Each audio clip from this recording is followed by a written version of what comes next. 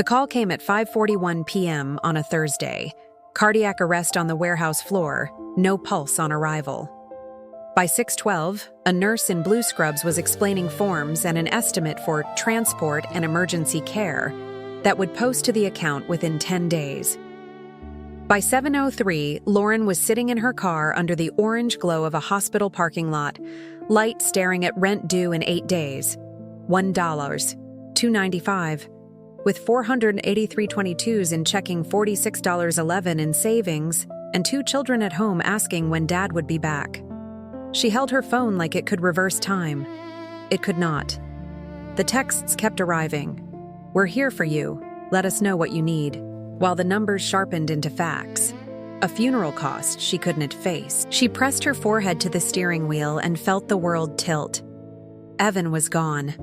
The man who carried the groceries and the jokes and the broken sink repairs was gone. The house would still need rent. The car would still need gas. Children would still wake for school. And she would have to do it all without his laugh, his shoulders, his salary. Before that night, life had been small but steady. Their rented duplex in South Phoenix had a narrow porch and a patch of gravel where Maya, 12, and Jonah, 8, raked patterns into spirals for fun. Evan worked as a driver for a local wholesaler, always home with sunburned forearms and stories about traffic. Lauren worked 20 hours a week at the front desk of a pediatric clinic, folding clipboards, answering phones, learning first names. They paid bills on time if they were careful, if no one got sick. If the tires didn't go bald at the same time, school supplies were on the list. They'd talked about life insurance once. It was on a sticky note that stuck to the fridge until the heat and dust lifted its corners. "Another thing for later," Evan had said, wrapping his arms around her while pasta boiled and the kids argued about who got the red bowl. Later didn't come. The night she lost him, the hospital smelled like antiseptic and burnt coffee. A chaplain with soft eyes said words about peace. A social worker slid a brochure across a laminate table. In the fluorescent quiet, Lauren tried to memorize his face. The scar near his ear, the stubble he meant to shave that morning, the kind crease his smile had carved over a dozen years. She kissed his forehead, already cooling, and whispered, "I don't know how to do this without you." At home, the neighbor watched the kids. Maya stood in the kitchen with her shoulders squared in an adult way, eyes huge and glassy. "Is he?" she asked, and couldn't finish. Jonah pressed his face to Lauren's stomach and sobbed, hiccuping, his small body shaking. "Why did it happen?" he asked. Lauren answered everything she could and avoided what she couldn't. The mountain of paper that would arrive, the fact that tomorrow had not paused. 2 days later, she sat with a blank notebook and drew columns. Income, expenses, debt. She wrote numbers that felt like verdicts. Rent, $1,295. Utilities, $178 if she kept the thermostat high. Car payment, $279. Insurance, $146. Groceries, $300 if she stretched pasta and beans. Gas, $120. Internet and phone, $89. Minimum payments, $146 and $68 on the cards. And now the funeral line, $6,175. A new category, medical. She added the ambulance estimate and left space for what was coming. The math didn't work. It didn't even pretend to. Her body kept score. Sleep came in jagged 20-minute falls. Coffee made her hands flutter. She'd open the banking app at 2:14 a.m. and watch the red numbers bloom, an overdraft fee stacked on a grocery trip she had forgotten would hit after midnight. Mail startled her. Phone calls scared her. She ignored unknown numbers and then lay awake, guilty, composing apologies to voices she didn't want to hear. At the viewing, a woman she didn't know hugged her and whispered that God would provide. Another said at least the children were young enough to bounce back. Lauren smiled in tight little thank yous and drove home on autopilot, stopping only when she realized she had no gas and had to put $10 in the tank with a card that might decline. In the driver's seat outside the pump island, she cried quietly into her sleeve, terrified of crying out loud in case something else broke. This is the part they don't tell you. Grief is administrative. You call human resources. You sign forms. You return the company-issued badge and ask if any last check is coming. You find his lunch container in the sink and can't bring yourself to wash it or throw it away. And you keep muttering numbers, as if saying them will make them obey. Her full name was Lauren Hart, 36 years old, a mother of 2 from Phoenix, Arizona. She didn't know it yet, but the library card in her wallet and the dusty laptop in her closet were about to become a lifeline. Something she could build in the quiet and grow in the dark. This is the story of the $22,000 hole that swallowed her life and the stubborn, invisible work that would turn it into something else entirely. The first week after the funeral moved like a badly edited film. Scenes spliced too quickly, sound off by a beat. She signed for a modest casket because the word basic sounded cruel. The funeral home took a deposit with a sympathetic nod. A friend brought a casserole and asked about arrangements. Lauren nodded as if she'd planned 1,000 ceremonies. The first bill arrived that Friday, a white envelope with windows that made her chest tighten.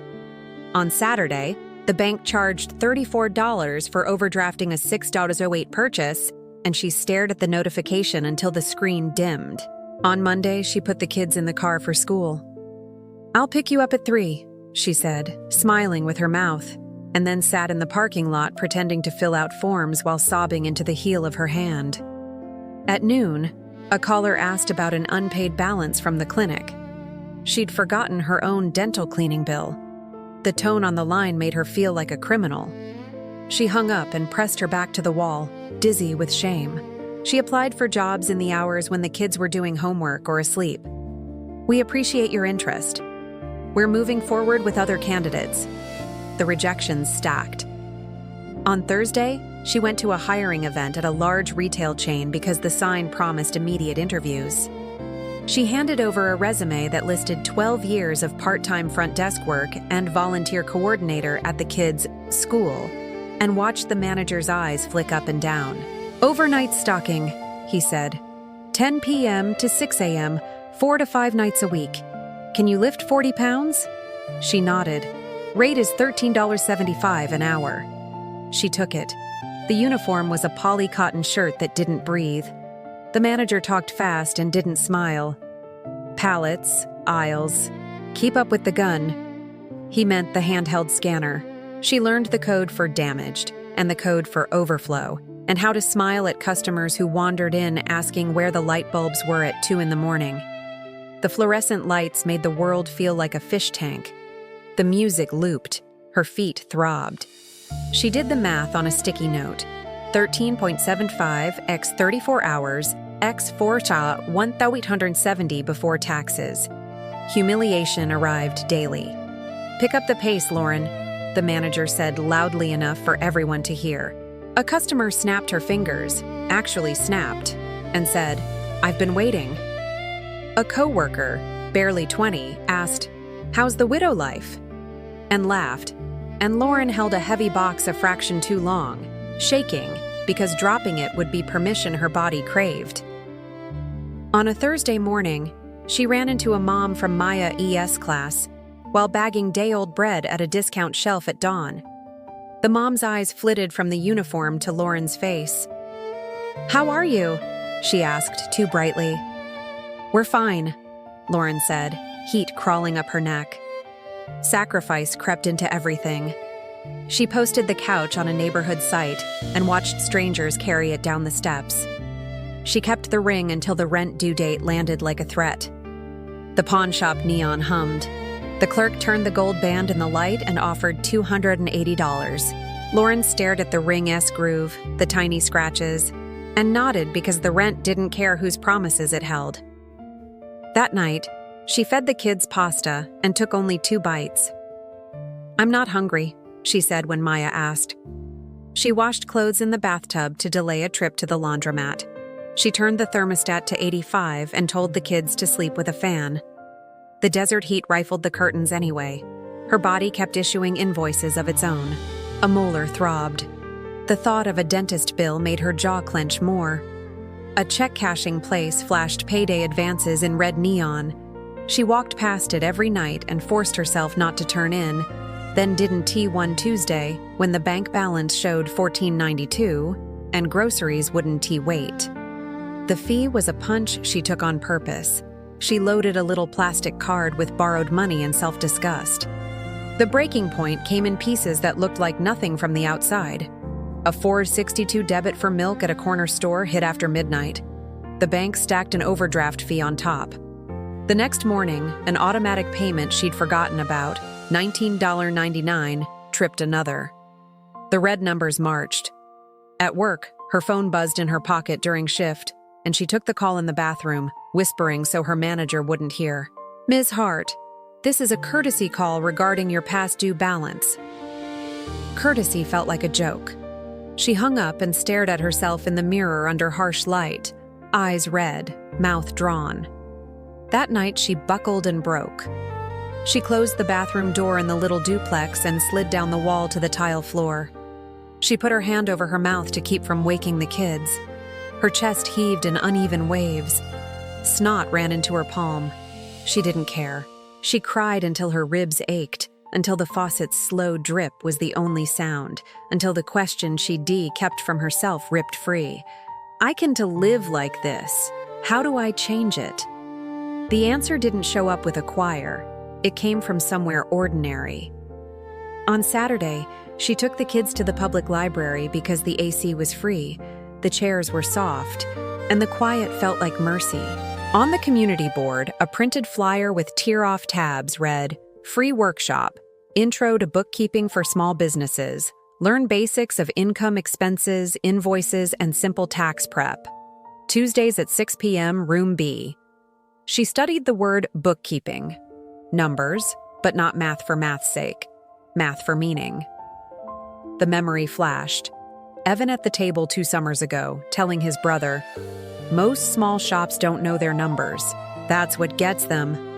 Lauren took a tab and folded it into the tiny pocket of her wallet like it might escape. That night, after the kids were asleep, she dug out an old laptop with a hinge that squeaked. She typed, "Bookkeeping certification affordable" into a search bar and started reading. Community college programs, online courses on monthly plans, free software she could download.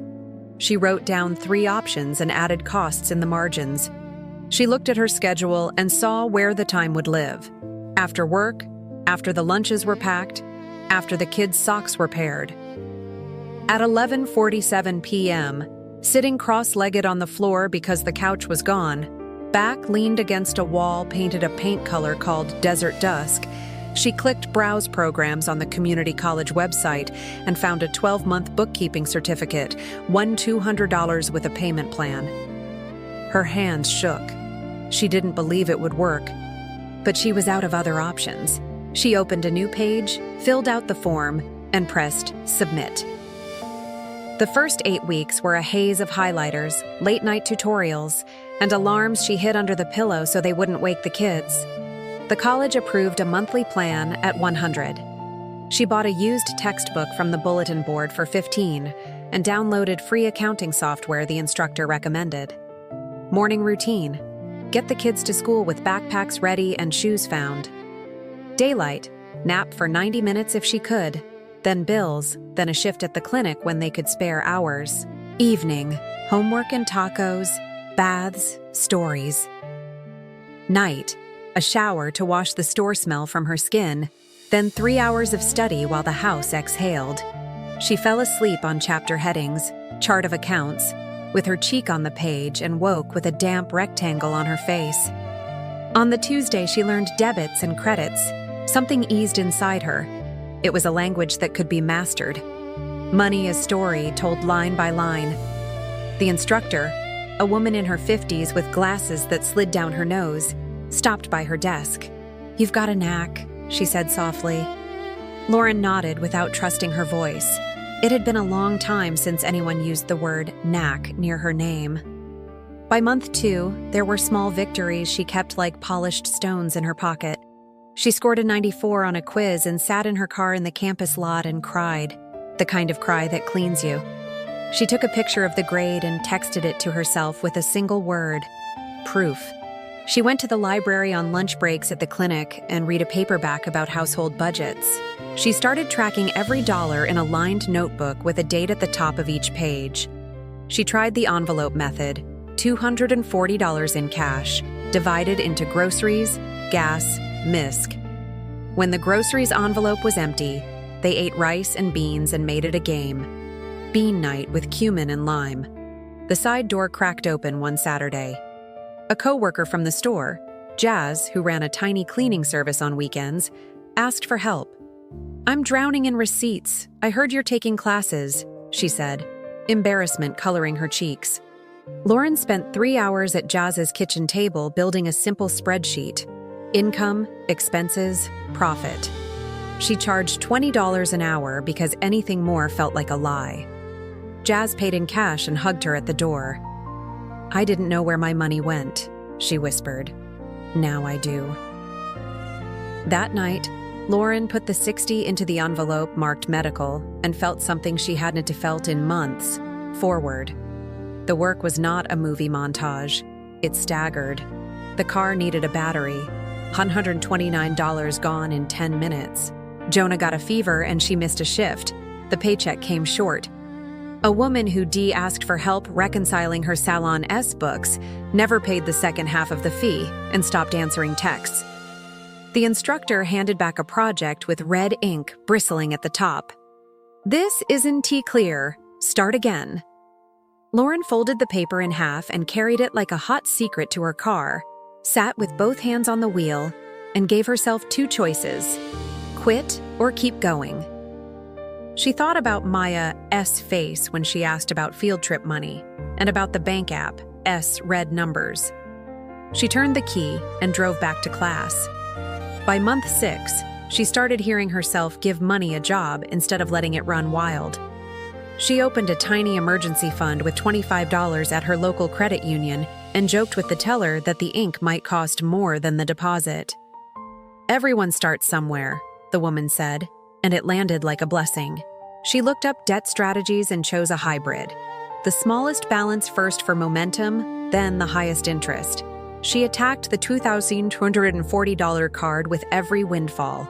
A $40 refund check, the $60 from Jazz, the $52 she scraped by selling a set of dining chairs.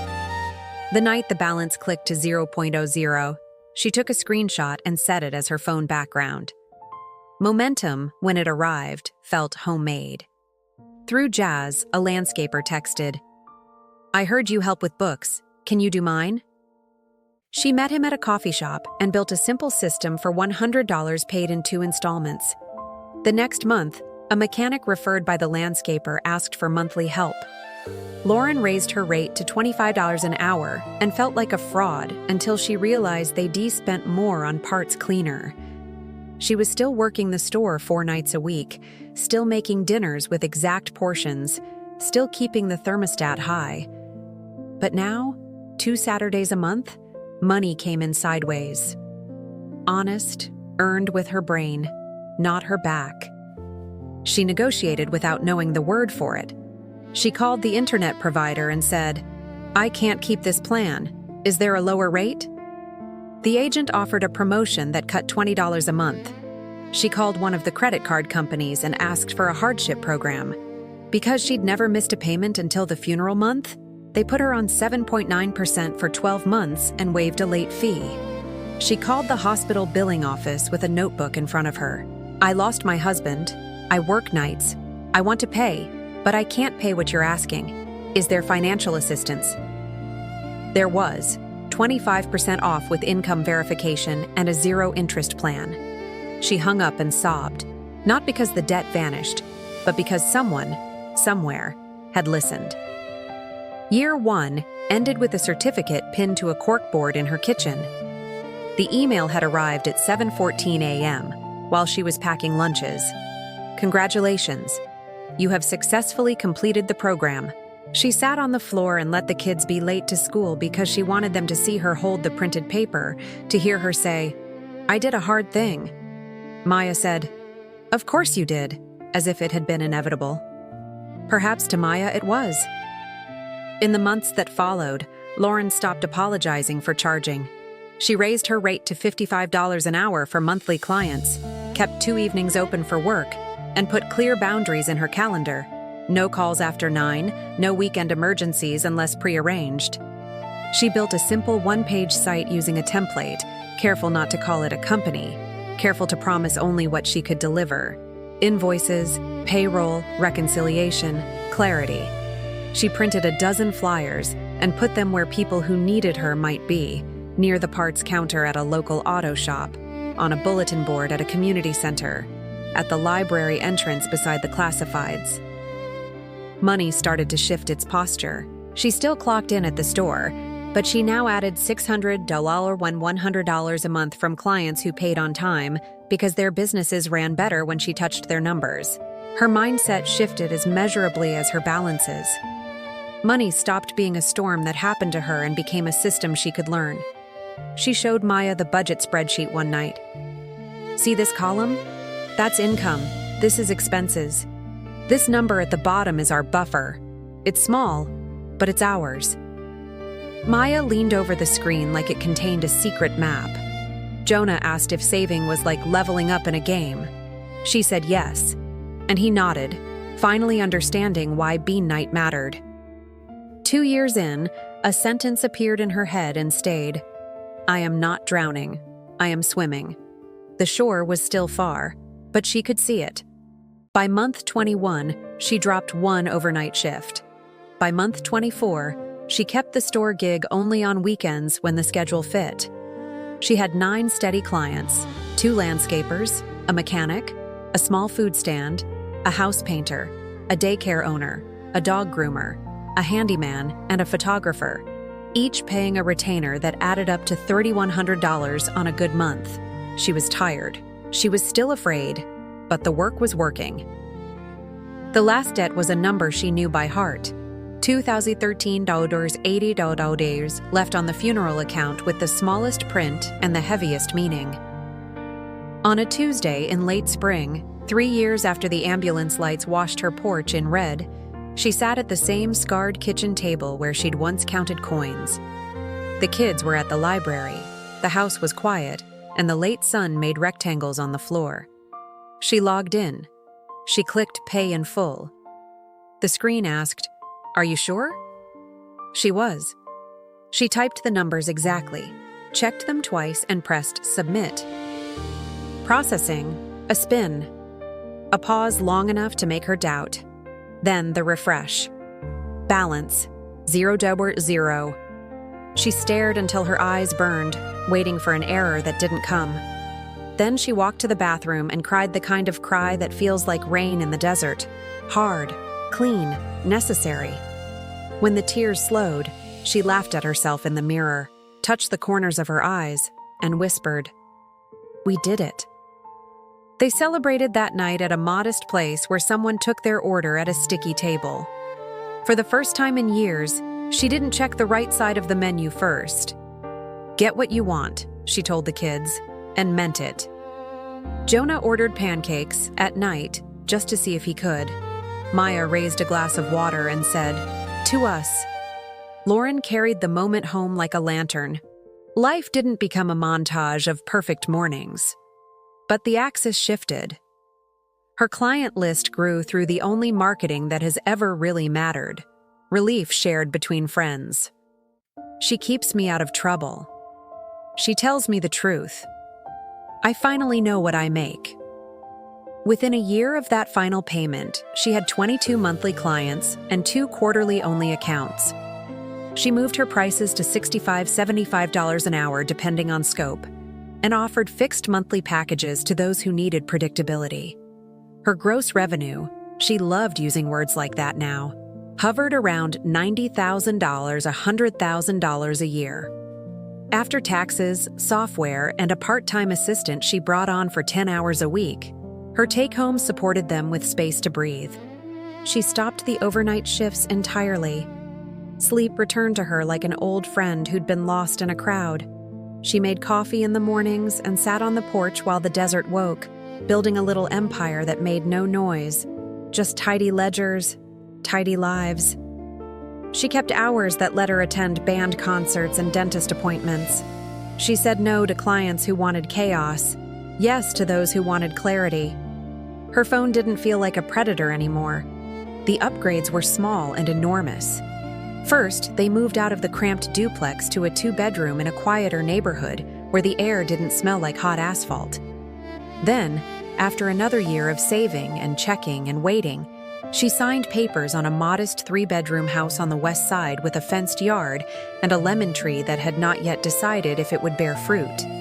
The down payment came from an $18,000 fund she built $100 at a time, plus a tiny first-time buyer credit. The mortgage, less than $2,500, fit neatly in the budget she'd rehearsed like a song. The first night there, silence pressed in around them in the friendliest way. No sirens, no neighbor's TV through the wall. She slept 8 hours as if her body knew it was allowed. Security grew in places the eye couldn't see. The kids blossomed in the new air. Maya's English teacher pulled her aside after a parent night and said, "She's got a voice. We're entering her essay for a scholarship." The letter came in April. Partial tuition to a state university 2 hours away. Lauren sat in the passenger seat at graduation, watching her daughter wave from the field in a cap and borrowed heels, and pressed a hand to her chest as if to keep her heart from leaping out. Jonah joined a robotics club at school and stopped chewing his nails. One evening, he came to the table with a budget he'd made on his own. "If I save $10 a week, by winter I can buy the kit." She pretended not to cry. There is a kind of wealth that is not measured in commas but in quiet. On Saturdays, she taught a free workshop at the public library, Financial Basics for Single Parents. 8 people came the first week, 11 the next, then sometimes 20 squeezed into Room B, the same room where she'd once sat and listened. She printed handouts, Where the Money Goes, and told her story plainly, not as a victory lap, but as a map. After one session, a man stood in the doorway, eyes wet. "I was about to give up," he said. "I didn't know anyone ever got out." She handed him a blank notebook and said, "Start here, today." With the first truly extra profits she'd ever seen, she built something small and stubborn enough to last, a $3,000 yearly fund she called the Second Start Micro Grants. No website, no committee, just applications through the library and a promise to pay invoices directly for people getting certifications, buying used tools, or covering childcare during night classes. The first recipient was a young mother who needed books for a medical coding program. 6 months later, a note arrived written on lined paper. "I passed. Start date Monday. Thank you for believing in me." Lauren tucked the note inside her original budget notebook like a pressed flower.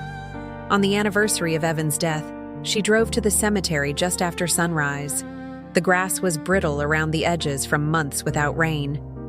She carried a grocery store bouquet, carnations because they last, and set it down gently. For a long time, she said nothing. Then she spoke to the quiet headstone the way you speak to someone who made you angry and taught you how to hold on. "I did it," she said. "We're okay. The kids are okay. I paid everything. I paid for all of it." She inhaled, the air a little cooler than the day would become. "I forgive you for leaving me with the mess. I forgive myself for taking this long to believe I could clean it." A bird hopped along the fence line. The wind lifted, not too much, just enough to move the ribbon on the flowers. She stood there until peace felt less like a word and more like a posture. On her way home, she drove past the old duplex in South Phoenix. The bars were still on the windows. The crack in the asphalt she used to avoid still ran like a seam. She pictured the woman who had lived there, scared, furious at gravity, sleeping in snatches, believing survival would be the whole story.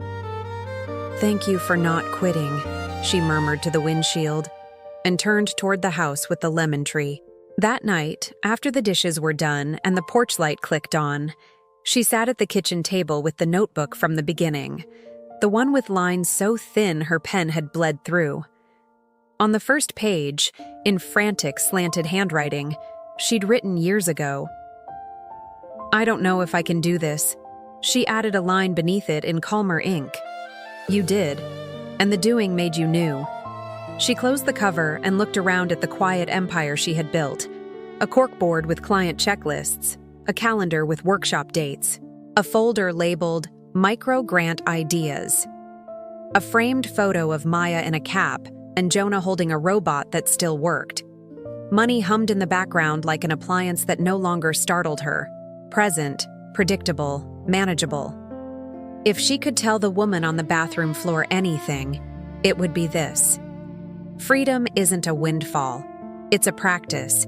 It's counting without flinching, asking without apology, building without applause.